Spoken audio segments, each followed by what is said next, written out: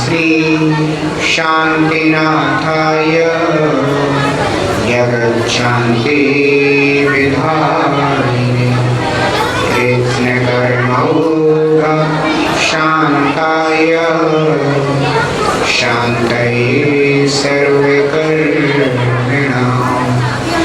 गुरुभक्त्या वयं सार्धः विपत्तिवर्तिनां वन्दामहे त्रिसंशोनां नवकोटिमुनीश्वरां।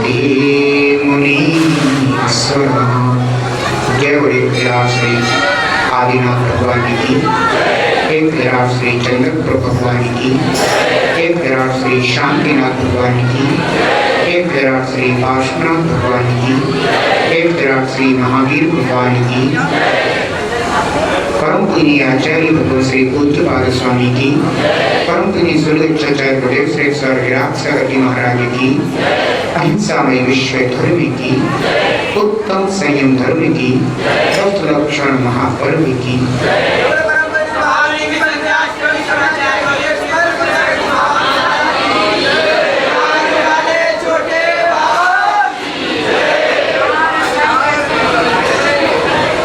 संयम को अपनाओगे जीवन सफल बनाओगे, संयम को अपनाओगे जीवन सफल बनाओगे।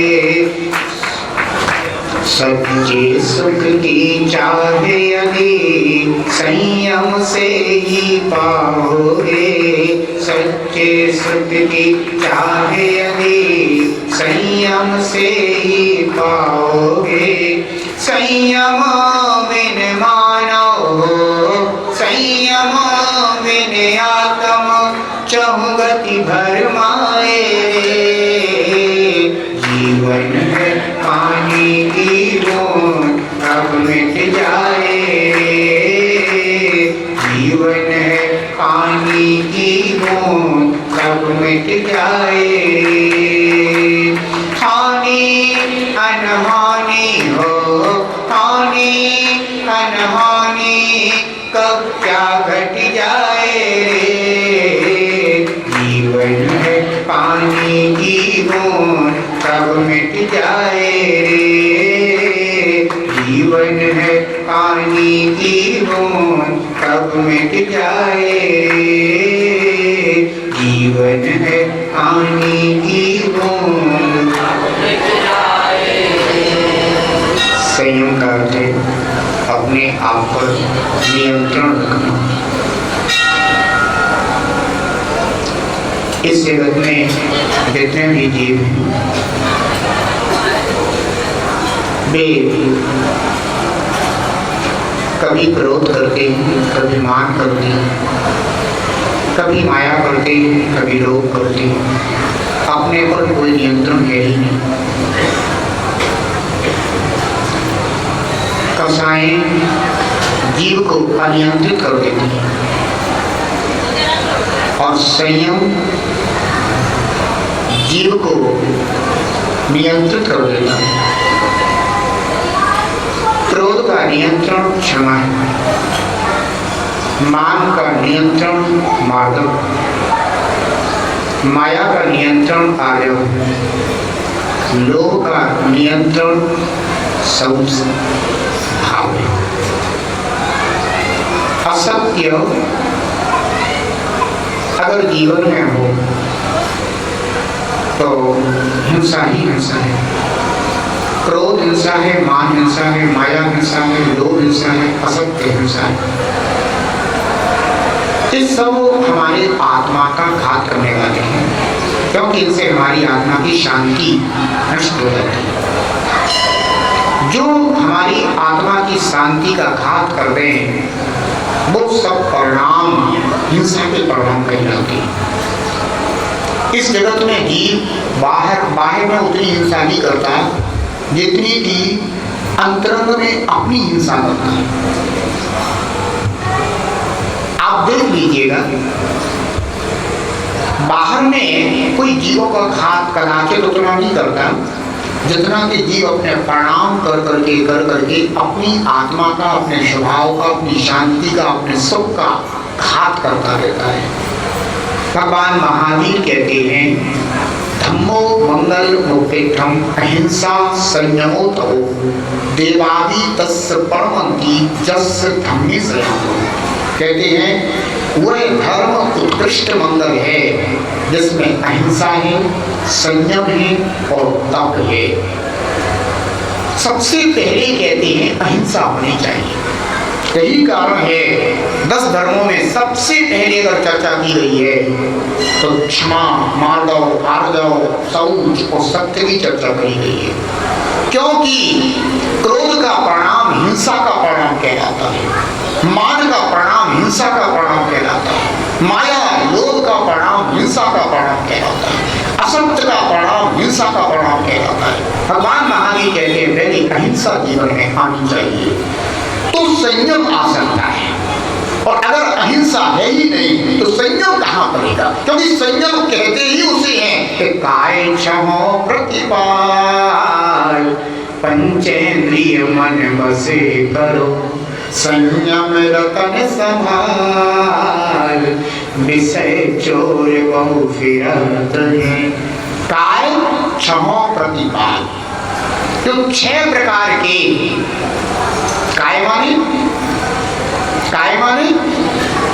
काय माने जीव नहीं होते, काय माने प्रकार है। निकाय, निकाय को नी छोड़ दिया तो क्या बचा? काय। तो जो 6 प्रकार के 6 यानी 6 प्रकार, काय माने प्रकार, निकाय माने प्रकार, तो 6 प्रकार के जीव हैं। इनकी क्या करो? प्रतिपाल, इनकी रक्षा करो। 6 प्रकार के जीव कौन होते हैं? पृथ्वी, जल, अग्नि, वायु, वनस्पति। और 6वां कौन सा है? त्रस्काय। त्रस्काय में कौन कौन आ जाते हैं? 2 इंद्रिय जीव, 3 इंद्रिय जीव, 4 इंद्रिय जीव और पंचेंद्रिय जीव।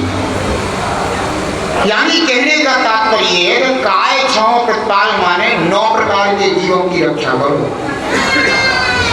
5 स्थावर और 4 प्रकार के त्रस। इन जीवों की रक्षा का संकल्प ही संयम कहलाता है, जैसे प्राणी संयम कहते हैं। क्योंकि संयम 2 प्रकार का है, एक प्राणी संयम और दूसरा इंद्रिय संयम। इन जीवों की रक्षा का आत्मा में भाव आ जाना प्राणी संयम है, और 5 इंद्रिय और 1 मन, इसको अपने विषयों में जाने से रोकना, इसका नाम क्या है? इंद्रिय संयम। क्योंकि जीव इस असंयम भाव के कारण ही दुर्गतियों का पात्र बनता है। तो जगत में शत्रु क्यों बन जाते हैं ये बताओ, पता है किसी को? सत्काय के जीवों की रक्षा ना करने के कारण इस जगत में जीव अपने बैरी, अपने शत्रु बन जाते हैं।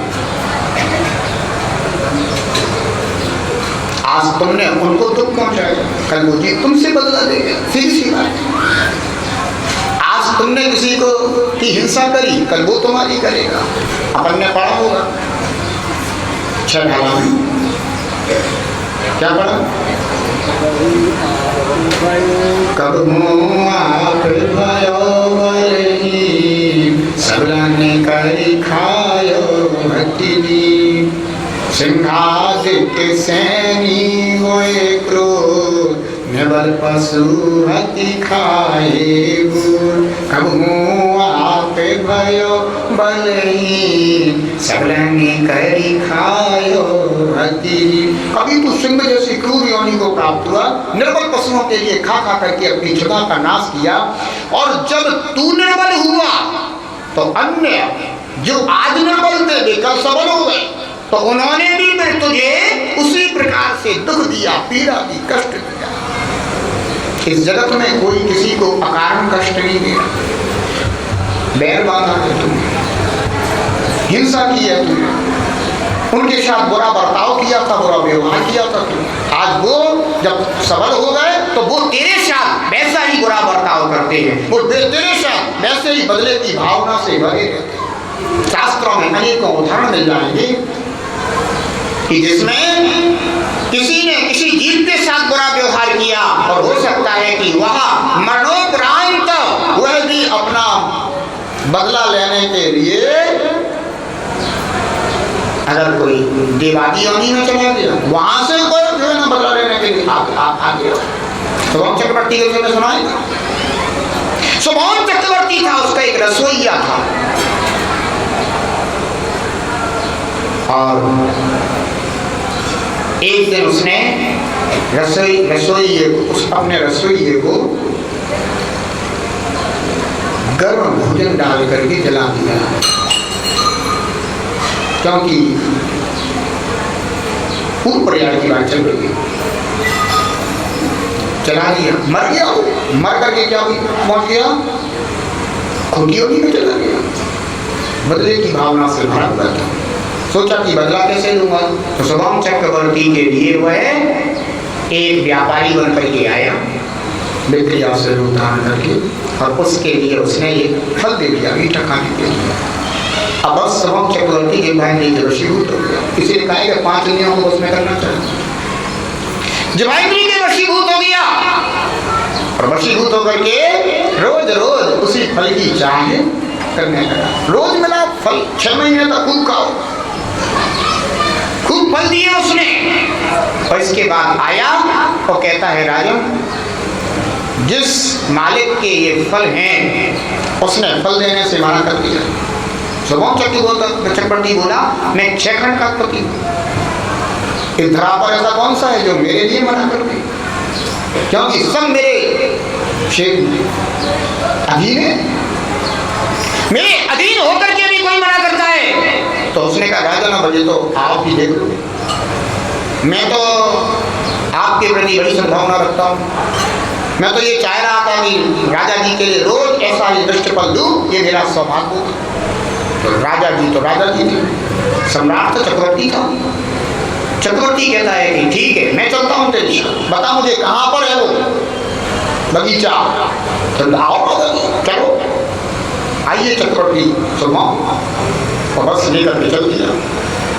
और जैसे ही वह समुद्र आदि के उसमें पहुंचा तो बीच में पहुंचते ही उसने अपना पूरी की पूरी माया दिखा दी कि मैं कौन हूँ, बताया तुझको, मैं कोई व्यापारी मैं वही हूँ, याद कर, रसोइया जिसके साथ तूने दुर्व्यवहार किया था। मैं तो तेरे लिए सुंदर सुस्वादु भोजन बना करके देता था, तूने कहा था कि ये ऐसे ऐसे है ना मांस आदि को पका के दे, तो मैं तो उसको भी पकड़ के लाता था, उसको भी तेरे को खिलाता था, फिर भी तूने जो है ना क्रोधित होकर के मेरे ऊपर ऐसा ऐसा व्यवहार कर दिया, मुझे मार डाला था। आज मैं तो उसके बदला दूंगा, मन दो ध्यान रखना, अगर छेकाई के जीवों की रक्षा न करी जाए तो केवल शत्रु और वैरी ही पैदा होते हैं, ध्यान रखना। मुराद छेकाई के जीवों की रक्षा का संकल्प लेते हैं, इसीलिए ये बिच्छी अपने हाथ में रखते हैं कि मैं इस बिच्छी के द्वारा अगर कोई क्षुद्र से क्षुद्र भी जीव क्यों ना हो तो उसको भी बंधु बचा करके चलते हैं। अगर रात्रि को तो चलते नहीं साधु, जब दिगंबर जैन साधु कभी रात्रि में विहार नहीं करते, संध्या होते होते ही अपने एक स्थान पर रुक जाते हो। कदाचित उन्हें अपनी किसी क्रिया आदि के लिए उठना भी पड़े तो बंधु जमीन पर इस बिच्छी को लगा करके और मार्जन करते हुए, जिसको मार्जन कहते हैं, झाड़ू नहीं लगाते, और ध्यान रखना, झाड़ू लगाने का काम तुम लोगों का है, झाड़ू लगाने में हिंसा होती है, जबकि ये उपकरण किसका है, अहिंसा का उपकरण है। आप लोग पढ़ते ना बुहारी है, झाड़ू ले जाना बुहारी, चींटी आदि जीव, चींटी आदि जीवों का मैंने विदारण किया इस झाड़ू के द्वारा। तुम्हारी झाड़ू हिंसक है और हमारा उपकरण अहिंसक है,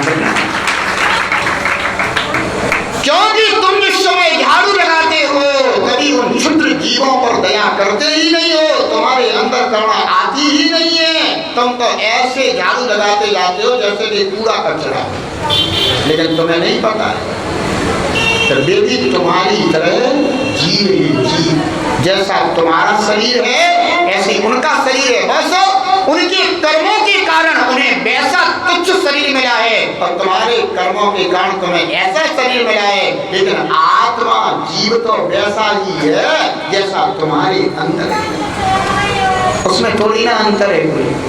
ये तो जीव का ऐसा स्वभाव है कि जीव के अंदर संकोच और विस्तार शक्ति होती है, जिस कारण से छोटा शरीर मिले तो जीव छोटा हो जाता है और बड़ा शरीर मिले तो जीव बड़ा हो जाता है। जैसे कि दीपक का प्रकाश होता है, अगर वह कमरे में रख दो तो पूरे कमरे में फैल जाता है, और अगर दीपक के ऊपर छोटा सा पात्र रख दो तो फैल करके पात्र के अंदर आ जाता है। ऐसे जीव के अंदर संकोच विस्तार शक्ति होती है, जैसा शरीर मिलता है वैसे ही शरीर में छोटे और बड़े के रूप में हो जाता है। जब तुम्हारा जन्म हुआ था तो तुम इतने बड़े थोड़ी ना थे, कितने से थे हैं? नहीं पता, मम्मी को पता होगा, लेकिन इतना तो पता है कि बहुत ज्यादा हो गए तो इतने से हो गए हैं, हो गए तो छोटे से ना। तो ये शरीर छोटा था तो तुम्हारा आत्मा भी छोटा था, धीरे धीरे शरीर बड़ा हुआ तो आत्मा के जो प्रदेश हैं, जीव के प्रदेश हैं, वो फैलते चले गए, क्योंकि संकोच विस्तार शक्ति जीव के अंदर होती है। उस चींटी आदि जीवों के अंदर भी वही आत्मा भगवान आत्मा विद्यमान है, लेकिन तुम्हें करना नहीं है। इस कारण से उनका ऐसे कर देते हो, बिल्कुल दया नहीं आती, उन जीवों की आराधना हो जाती है। और मुनराज अपने उपकरण के द्वारा उन जीवों को बहुत ही रक्षा करते हुए किनारे से करते हैं कि कहीं हमारे पैर से दब करके इनका मरण ना हो जाए, क्योंकि आज अगर हम किसी को दुख देंगे तो कल वो भी हमारे से बदला लेगा। बैरी शत्रु ये पैदा होते, इसलिए छह काय के जीवों की रक्षा का भाव हृदय में रखना चाहिए। झाड़ू लगाओ, जरा देखभाल के लगा लो, यही श्रावक का संयम है। पानी भरो, पानी तो भरना पड़ेगा, लेकिन बिछानी जरूर तैयार करो, यही श्रावक का संयम है। बिछानी क्या है? जीव रक्षा का उपाय है, संयम है श्रावक का। अग्नि जलाओ, लेकिन जितनी आवश्यकता हो उतना ही करो, श्रावक का संयम है। अब क्या है, देखो ये सब समय का परिवर्तन है, काल परिवर्तन है। अन्यथा पहले के लोग अग्नि को बुझाते नहीं थे, पता, अग्नि को राख के अंदर दबा के रखते थे। क्यों? मैं नहीं हिंसा करूंगा, अपने आप वो समाप्त हो जाए तो कोई बात नहीं, कि विवेक था इतना। लेकिन अब आजकल वो चीज़ ही नहीं है, आजकल तो सीधा सीधा गैस चूल्हा है ना। तो कम से कम इतना विवेक रख लो कि जितनी आवश्यकता हो उतना कर लिया, व्यर्थ में ना जला। श्रावक का संयम है, जीवों की रक्षा का भाव। चलो नीचे देख करके चलो, स्थिति इतनी है ऊंचे देखने की कि चौके में भी कई बार संकेत करना पड़ता है, तो अभी कहते हैं कहाँ है, तो संकेत करने पर भी वे गुरुजनों से ही कह देते हैं नहीं है महाराज। अब बतलाओ, जबकि साधु की आंखों में वही देखते, क्योंकि साधु का उपयोग ही वहां है, अन्यत्र का उपयोग होता नहीं है। तो दूर से भी साधु को दिख जाता है कि देखो वहां चीज चल रही है ध्यान से, और श्रावक को तो पास से भी नहीं देखता, वो इधर उधर देखता है, कहाँ है कहाँ है कहाँ है। अगर कहीं विराधना हो गई तो साधु उठ के चले जाते हैं, तो फिर आ जाते हैं आंसू महाराज काहे आ गए थे, काहे आ गए थे। अरे नीचे देखो ना, नीचे देखे 3 गुण परी वस्तु, ठोकर भी लागे नहीं जीव जंतु, इसलिए हमेशा नीचे देख के चलना चाहिए। साधु 4 हाथ भूमि को नीचे देख करके चलता है, क्यों? मेरे द्वारा किसी भी जीव की विराधना, संयम का पालन है उनका, क्योंकि सरकार के जीवों की रक्षा करनी है उन्हें। जैन साधु गाड़ियों में क्यों नहीं चलते, मतलब वाहन में क्यों नहीं चलते जैन साधु? क्योंकि वाहन में चलेंगे तो हमें तो छोटे जीव तो छोटे जीव, बड़े बड़े जीव ना देखेंगे, उन जीवों की विराधना होगी, हमें हिंसा का पाप लगेगा। इतना उत्कृष्ट संयम बंधुओं जैन साधु पाते हैं, पूरा भ्रमण करते हैं ना, पैदल भ्रमण करते हैं, उन्हें दर्द का एहसास। बंधु जब पैदल चलोगे ना, चप्पल भी नहीं पहनते, जूते भी नहीं पहनते, जब पैदल चलोगे और कंकड़ आदि चुभेंगे तो एहसास होगा कि दर्द क्या चीज है। और अगर तुम्हें दर्द का एहसास ही नहीं है तो जीव दया का भाव कभी आत्मा में आ ही नहीं सकता। कहते नहीं है कि जाके पैर फटी ना बीमारी, बोका जाने पीर पर आई। जिसके पैर में कभी बीमारी ना फटी हो वह कभी दूसरों की पीड़ा को जान नहीं सकता है। बंधुओं, कि बीमारी फटने पर कितना दर्द होता है। ये बंधुओं संयम धर्म यही कहता है कि सटकाए के जीवों की रक्षा लाओ, करुणा लाओ, आत्मा में किसी भी जीव की व्यर्थ विराधना ना हो।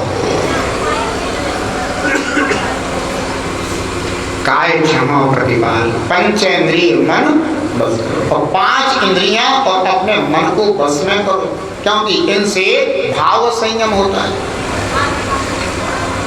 विषयों को भोगते हुए भाव भी कैसे हो जाते हैं?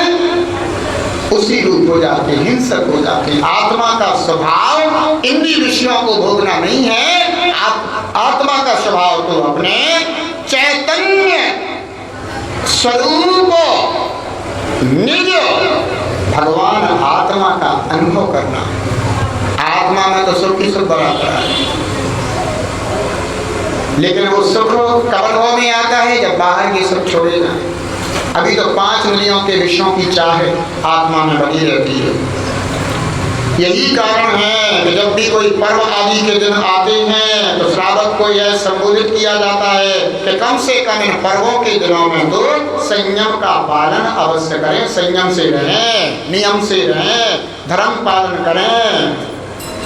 अगर वैसे नहीं प्रतिदिन नहीं कर सकते तो कम से कम विशेष दिनों में तो संयम की आराधना, संयम पालना करके अपने आत्मा को कुछ तो सुखी बनाने का उपाय करें। संयम रतन समाल, विषय चोर बहु। ये 5 इंद्रियों के विषय रूपी चोर चारों तरफ घूम रहे हैं, इसलिए अपने संयम रूपी रत्न को संभाल करके रखना, ध्यान रखना बंधुओं। राम लक्ष्मण सीता विहार कर रहे हैं और शूर्पणखा जैसा जीव आ जाता है। जैन रामायण में चंद्रनखा शब्द आया है, और वो आ जाता है, वो कहता है आप मुझे स्वीकार करो। लेकिन जिसके हृदय में संयम होता है ना, वे सहसा ऐसे भोगों को स्वीकार नहीं करते। विषय चोर बहु, ये विषय चोर है जो घूम रहे हैं, लेकिन जिसके पास संयम होता है बंधुओं वे विषय चोरों को कभी स्वीकार नहीं करते, वे अपने धर्म को स्वीकार करते हैं। श्रावक का धर्म है कि वह स्वापत्नी व्रत को पालन करे, यशोदा संतोष व्रत का पालन करे। इस श्रावक का धर्म होता है। संयम ही है, संयम। जब संयम होता है तो सब कुछ सहजता से पल जाता है। नियम लेते आत्मा दुखती नहीं है। और जब संयम का भाव नहीं होता है तो कहते हैं कि हम तो पालन करते हैं महाराज, नियम की क्या जरूरत है। हम सब समझते हैं तुम्हारे भीतर के चोर को, भीतर चोर है, चोर। इसलिए क्या कह देता है तो हम तो सब पालते ही है महाराज, नियम की क्या आवश्यकता है। हाँ? इसका तात्पर्य है तो बहुत खोटा है अंदर से। अगर खोटा नहीं होता तो कहता गुरुदेव पालता तो हूं, नियम और दे दो तो हमारा जीवन और मांगलिक हो जाएगा। जब पाल नहीं है तो नियम धारण करने में परेशानी क्या है। लेकिन तू पालता नहीं है, मैं जानता हूं, तब तू कहता है कि पालता को सब बढ़िया चलता है, बस नियम नहीं ले सकते। लेकिन इसका तात्पर्य भीतर बहुत खोल बनी। बंधुओं ध्यान रखना, 5 इंद्रिय और मन को वश में करने वाला ही संयमी कहलाता है। अभी तक क्रोध मान माया लोग बंधुओं इन पर नियंत्रण की आवश्यकता है। संयम क्या करता है, नियंत्रण लाता है। कहते ना बिना ब्रेक की गाड़ी दुर्घटना को जन्म दे देती है, और अगर ब्रेक हो गाड़ी में तो दुर्घटना होने वाली भी हो तो भी रुक जाती है।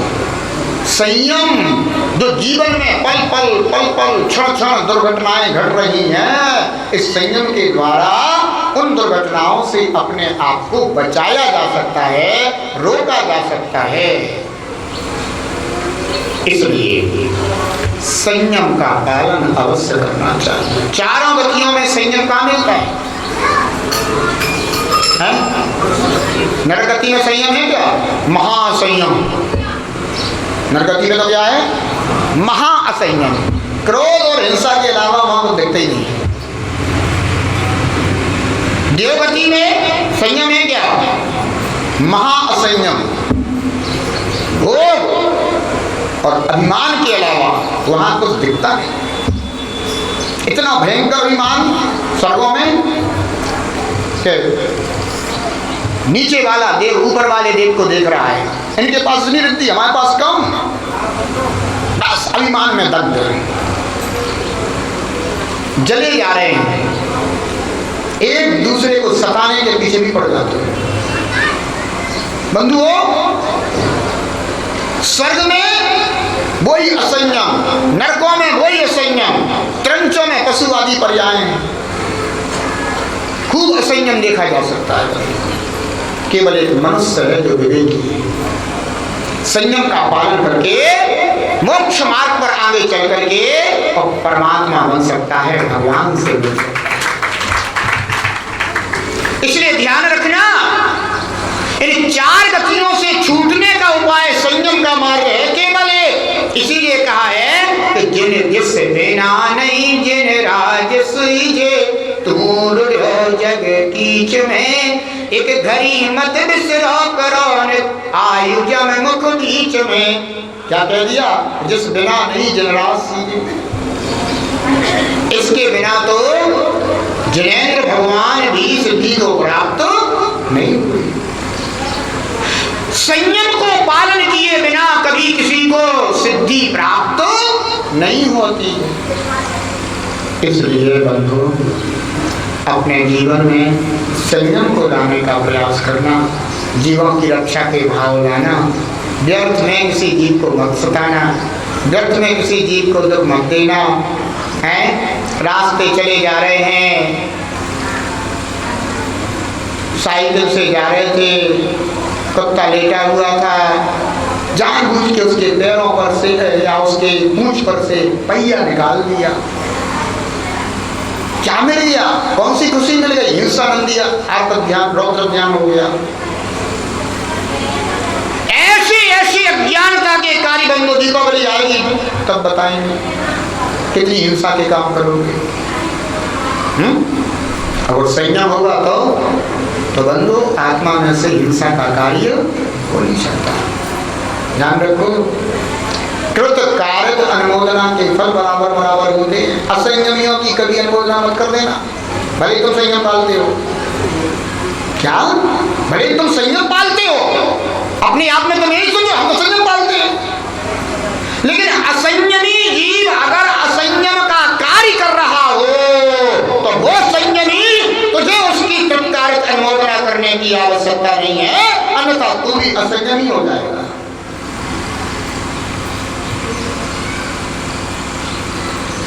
निरंतर मुराद का संयम ऐसा वैसा नहीं होता। ये कोई फुटपाथ पे लगी हुई दुकान नहीं है। निरंतर मुराद असंयम के कार्यों की अनुमोदना भी नहीं करता। तो अगर कर दी तो संयमी क्या असंयमी, धर्म क्या कह रहा है सोच लो। देखने में तो संयमी लगते, असंयम का आशीर्वाद असंयमी को दे दिया तो उस समय कौन हो जाएगा? रहेंगे संयमी के असंयमी हो जाएंगे। बंधु असंयमी हो जाएंगे, ये ध्यान रखना, क्योंकि गुणस्थान तो भावों से चलते हैं और उन्हें विवेक ही नहीं रखा। विवेक बहुत आवश्यक है। इसीलिए तो कहा जाता है तो साधु को श्रावक से हमेशा, ग्रस्तों से हमेशा दूर रहना चाहिए। जो साधु श्रावकों में ज्यादा रच पच करके रहते हैं, फिर उन्हें विवेक ही नहीं रहता कि हमें कहाँ कितना मर्यादा का पालन करना चाहिए।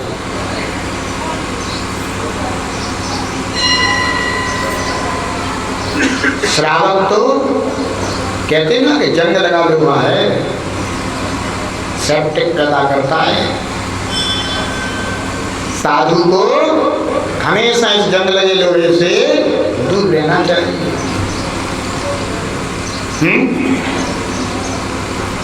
श्रावक के साथ साधु की संगति कहाँ कहाँ है?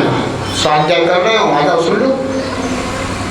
धर्म ध्यान धर्म प्रभावना के कार्य हो, आ जाओ मिल लो।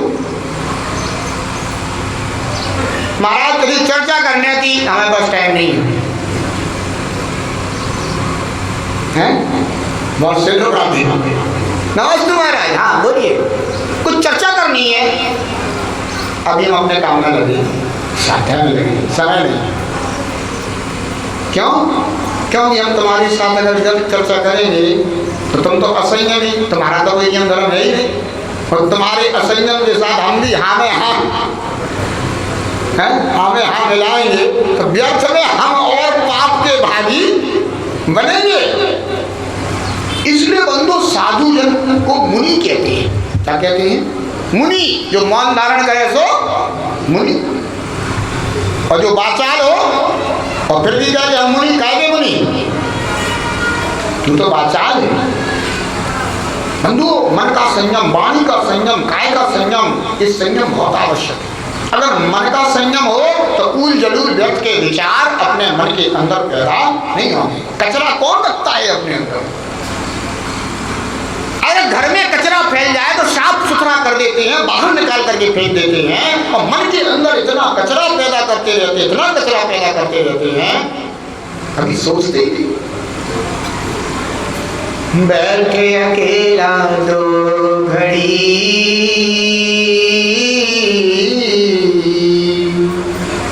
बैठे अकेला दो घड़ी, भगवान के गुण गाया कर, मन मंदिर में आए जिया, झाड़ू रोज लगाया कर, झाड़ू रोज लगाया कर।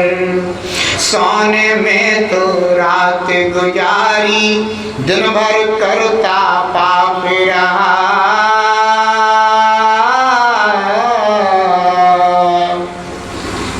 सोने में तो रात गुजारी, दिन भर करता पाप रहा, इसी तरह बर्बाद तू प्राणी होता अपने आप रहा। बिस्तर से उठ प्रेम से,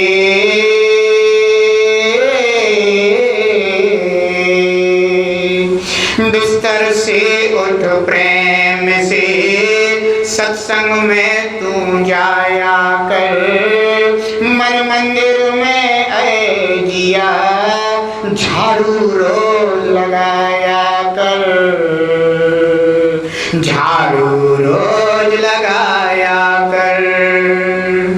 बंधु, बाहर तो झाड़ू बहुत लगाते हो, लेकिन मन के अंदर इतना कचरा पैदा करते हो, इतना राग देश मोह काम क्रोध लोभ न जाने क्या क्या मन के अंदर भरते रहते हो, पैदा करते रहते हो, और ऐसे कचरे को साफ करने की भी कोशिश नहीं करते। मन का अगर गंदा है तो बंधु पूरा जगत में गंदा ही दिखाई देगा। मन चंगा, क्या कहा? मन चंगा तो कठौती में, मन गंदा तो जग गंदा, मन चंगा तो कठौती में।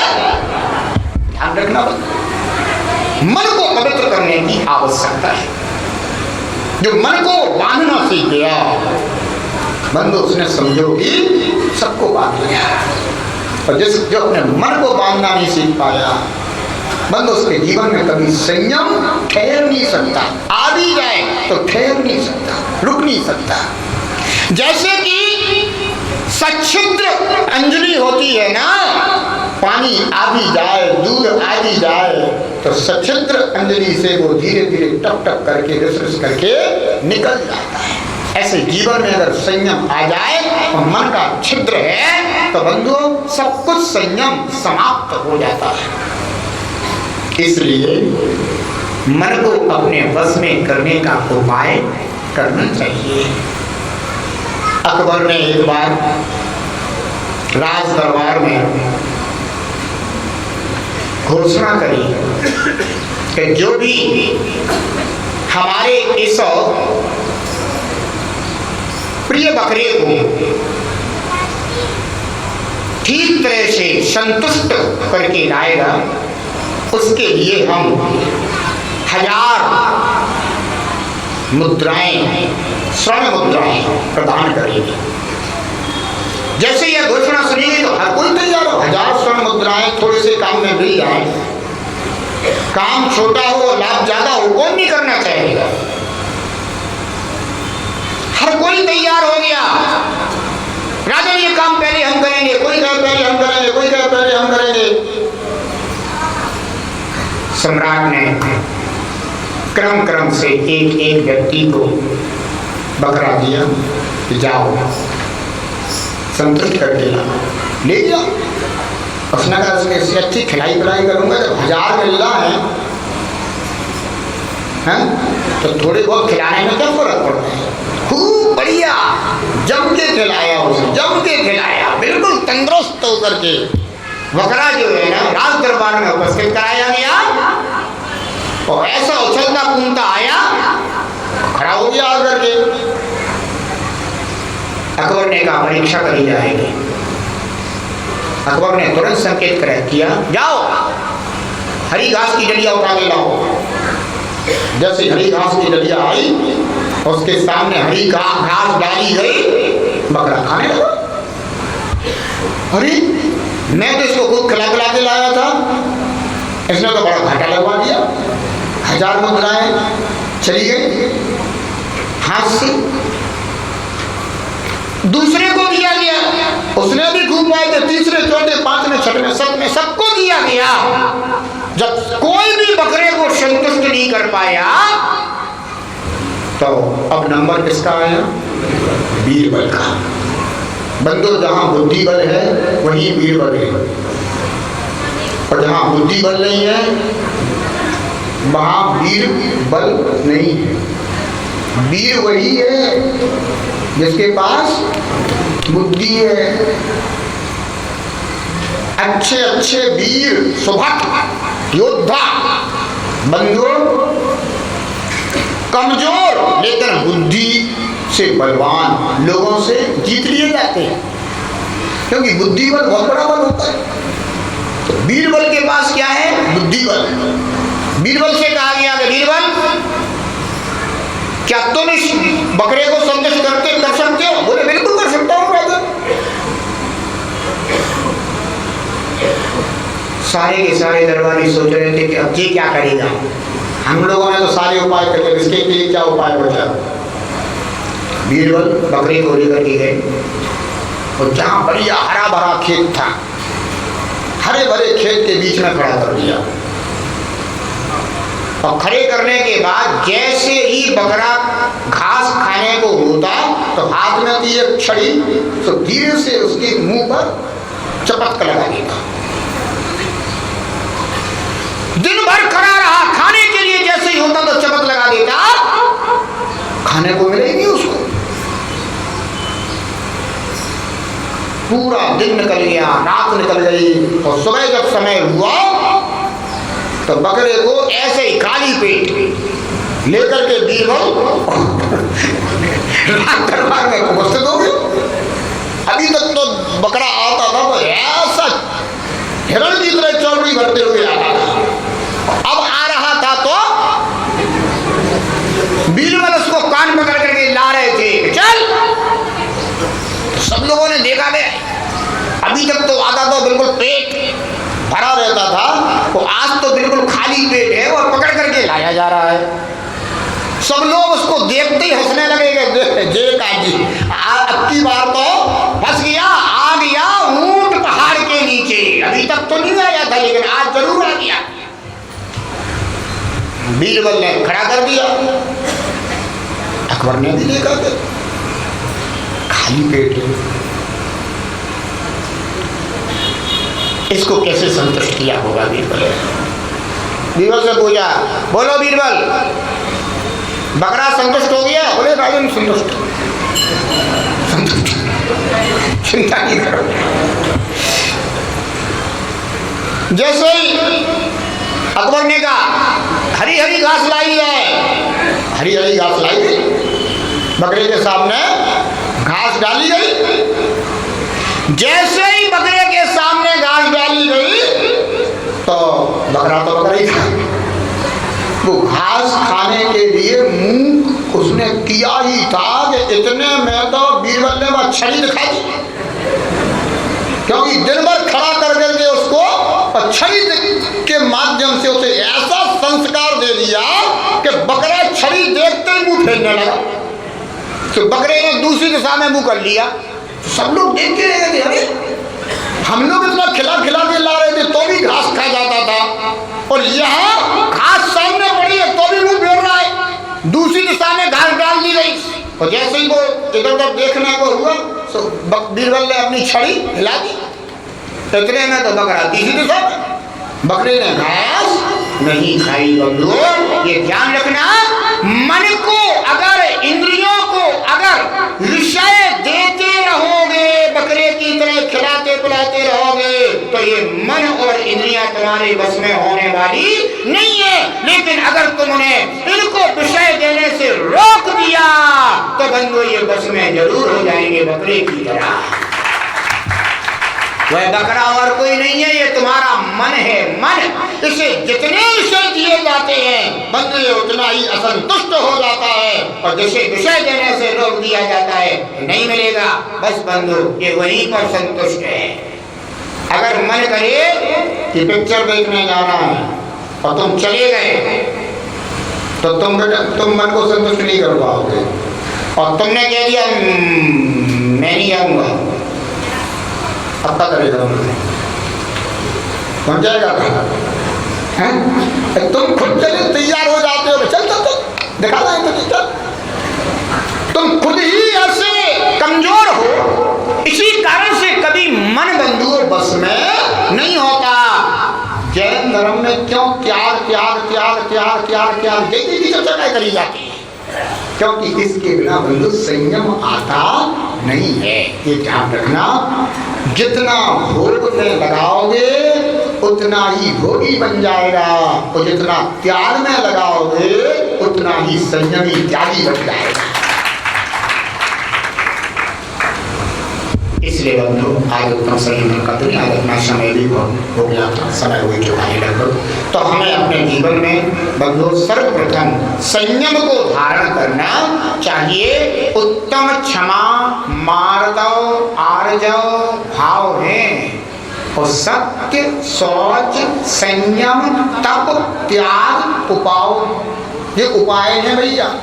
इन उपायों को अपनाओगे तो अवश्य ही सारभूत को पा जाओगे, और उपाय नहीं करोगे तो कभी सारभूत फल को प्राप्त नहीं कर पाओगे। संयम भी क्या है? उपाय है, उपाय है। इस उपाय को अपने जीवन में अवश्य लाएं, संयमी बने, असंयम भाव को छोड़े।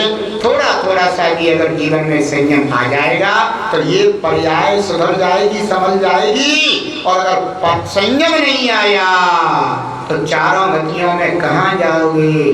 जहाँ के लिए प्रणाम करोगे वहीं तो जाओगे। इसलिए बंधुओं, आज उत्तम संयम धर्म के लिए अपने जीवन में संयम को पालन करने का भाव अवश्य बनाए। संयम को अपनाओगे जीवन सफल बनाओगे। सच्चे सुख की चाल यदि संयम से ही पाओगे। संयम बिन आत्म हो, संयम बिन आत्म चौगति भरमाए रे। जीवन है पानी की बूंद कब मिट जाए रे। जीवन है पानी की बूंद कब मिट जाए रे। बंधुओं, आज मैं देख रहा था, सुबह सुबह आया था मैं तिरुन भगवान के दर्शन करने के लिए। एक छोटी सी बालिका तत्वास्तुति का वाचन कर रही थी। देख करके मेरा मन बहुत प्रसन्न हुआ। मैंने कहा देखो, बच्चों के लिए यदि अच्छे संस्कार दे दिए जाएं, है ना, तो वे सब कुछ प्राप्त कर सकते हैं। अभी छोटे छोटे नन्हे मुन्ने बच्चे जो है ना, बैठ करके पूजन आराधन के लिए आए थे। कल दीदी ने बोल दिया था सब बच्चों को चलना है, गुरु पूजन करना है। अब बच्चे अपने घर पहुंच गए होंगे, मम्मी पापा से कह रहे होंगे, मम्मियाँ कह रही दीदी तुमने बच्चों को ये क्या कह दिया है? बच्चे कह रहे हैं कि हमें सुबह से तैयार होना है, हमें वहां जाना है। बंधुओं, कहने का तात्पर्य है, वास्तव में अगर बच्चों को अच्छे संस्कार दिए जाएं तो बच्चे कितने श्रेष्ठ बन जाते हैं। बच्चों ने क्या चढ़ाया और कैसे चढ़ाया ये मूल्यवान नहीं है। बच्चों ने जो भाव बनाए हैं वो मूल्यवान है। आज तक बच्चे जो कुछ भी चढ़ा करके गए हैं, कल वे थोड़े से समझदार बनेंगे, आज द्रव्यों को जानने लग जाएंगे, कहाँ कैसे चढ़ाना सब समझ जाएंगे। बंधुओं, घर में, परिवार में एक चिराग जल रहे हैं, चिराग ध्यान रखना। और ये चिराग यदि घर घर में जल गए तो उस घर में कभी अंधकार नहीं आ सकता है। बंधुओं, हम लोग तो ठीक हैं, आज हैं और कल चले जाएंगे, है ना, लेकिन अगर इतने चिराग जल जाएंगे तो बंधुओं जरूर तुम याद करोगे कि आए थे कोई साधु महाराज और उन्होंने, उनके संग में ऐसे चिराग जलाए थे जो हमारे घर में आज भी रोशनी बिखेर रहे हैं, रोशनी दे रहे हैं। बंधुओं, निश्चित रूप से मैं देखता हूँ जो है ना कि छोटे छोटे बच्चों के लिए शाम को जब उनकी वहाँ पर पाठशाला, जैसे विमर्श कैंप नाम दे दिया गया है, वो जब चलता है ना तो बच्चे यहाँ हमारी भक्ति के पहले ही वहाँ पहुँच जाते हैं। वहाँ वाले पहले पहुँच जाते हैं, जब मैं यहाँ से पहुँचता हूँ सब बैठे मिलते हैं मुझे वहाँ पर। मैंने कहा देखो बच्चों में कितना क्रेज है, बच्चों को कितना आनंद आ रहा है, बच्चों को कितना रोमांच हो रहा है ना। वहां पर बैठ करके सीख करके निश्चित रूप से अगर संस्कार दो तो बहुत कुछ मिल जाता है। हम तो यही चाहते हैं बच्चों के अच्छे संस्कार बने और वे इतने संस्कारित हों कि अपने जीवन में बड़े होकर के संयम धर्म की महिमा को भी जान सके और अपनी आत्मा का हित कर सके। जब एक हजार श्री शांतिनाथ भगवान की ओम ह्रीं श्री उत्तम संयम धर्मांगाय नमः। ओम ह्रीं श्री उत्तम संयम धर्मांगाय नमः। ओम ह्रीं श्री उत्तम संयम धर्मांगाय नमः। जय बोलिए उत्तम संयम धर्म की।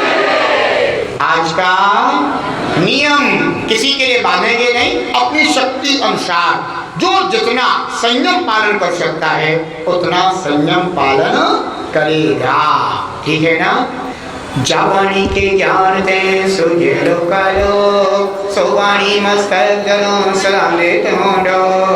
हे जिनवानी भारती तोई जपांगन रे, जो तेरा शरणालय सो पावे सुख चैन। देव भजो अरिहंत को गुरु सेवा निर्ग्रहण, दया धर्म पालो सदा नवा